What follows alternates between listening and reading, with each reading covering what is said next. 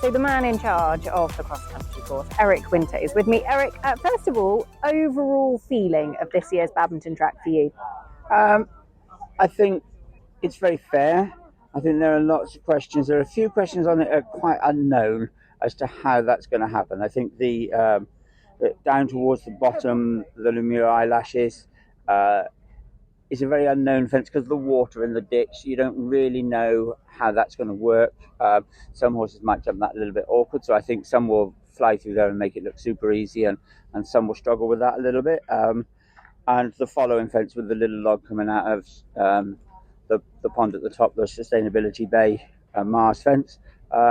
That's an interesting fence to me because it is quite an acute angle at the top, and I think some might go round, but I think for sure enough will try it, and that will be a bit dependent on whether the first 3 or 4 horses to make it look easy or difficult. So, but there's a lot out there to jump. And actually, a good part of what is out there to jump feels like it's around the Vicarage Ditch area. It's Absolutely. Quite intense down there, isn't it? It's quite a long way now because we've dropped this back loop here. So we don't have those fences up there, so we come back across the middle of the park. We made up that extra space down there with nearly enough the same number of jumping efforts as we used before. So there are areas where it is more open. The thing that makes it feel intense is because it's the reason I love that area is because it's more like that sort of burly ground. It's forever you're on a downslope, on an upslope, turning, going against the camber.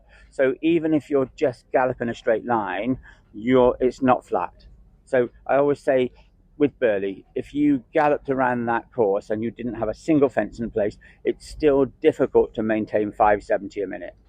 And down on the Vicarage Ditch line is exactly the same. So you've got trees and you've got things that you're working around. So you have a lot of areas where you're adjusting, even if there's not a fence there. So that plays into that area feeling intense, although actually the number of jumping efforts per metre is not that much more.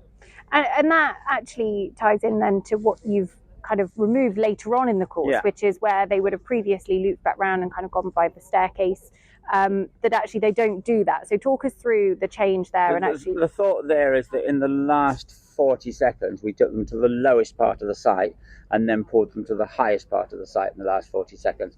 And watching them finish last year when they ran from the quarry downwards, you had that nice, everything you met was a little bit on the downhill, so it allowed the horses to finish and look reasonably good. And so this does exactly the same thing. You know, from the time you jump the cord piles, they're always slightly on the downhill slope running back home. So it should make it easier for those horses if it is a wet year or they're tired. But there might be something that's administratively within that package that doesn't work, because to do that we have to bring them into the side of the collecting ring. And so the washdown area will be interesting to see how that works. And for sure, the organisation, we should be very much attentive on the back of house section of that, as to see that the whole thing works in favour of the horse and is a good thing that we can continue to do. But it definitely feels a little bit different. They finish in the main arena again, but then they sort of go, rather than out into the collecting ring, into a different spot. We've changed that over the years, because they used to, when they turned in the main arena and finished where Bobby had us stop, a lot of those horses finish and they go through the finish line. It's facing back towards the exit, and there's sort of 60 metres between there and the exit. Not many people pulled up, so they came through the exit doing 20-30 mile an hour on quarter of a ton of horse, went straight outside the exit, and I think actually that's a potential disaster area. Absolutely. So now when we finish them up the arena, they can go up, wrap off around the trees, and come out of the arena much more organised, and it makes it much safer. Much safer. In terms of the ground, we've obviously had a couple of dry days. It's been a fairly wet spring. What's it like out there? What's your take on the going? For sure, better than Tuesday. On Tuesday, I was a bit tearing my hair out, thinking we were really struggling to get there. I think it's drying, but it will be sticky. We're having a look at it. We're going to wait till Mark Lucy does his last measurements, and then we'll have a look at what happens then.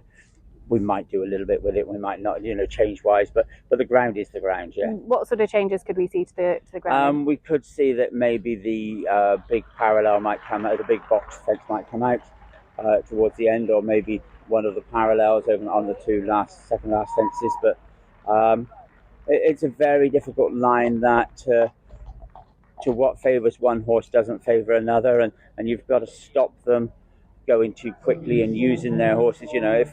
if I thought one thing about Harris to Pan last year is that at here we didn't change the distance, yeah, and they went out and they came home tired. At Harris to Pan they took quite a substantial distance off the course to make it shorter, and they came back still just as tired because the riders went out quicker, and the first 10 riders came back completely spark out because they'd gone so quick at the start. So it is a difficult thing because regardless of, it's the nature of riders that are competitive is they have to use up the fuel. They can't finish with 50 gallons left in the tank, and similarly they can't finish if they have nothing left in the tank. So they have to be able to gauge that thing, and that doesn't matter whether that course is 11 minutes long or 10 minutes long or 8 minutes long. You've got to be a horseman and ride what's underneath you. Optimum time, will anybody make it? If so, how many? I would think 1 or 2 maybe, if that.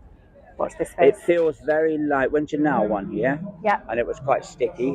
The ground feels very like that to me. So I think it will be interesting. Yeah. Watch this space. Eric, thank you. Best of luck tomorrow. Thank you very much.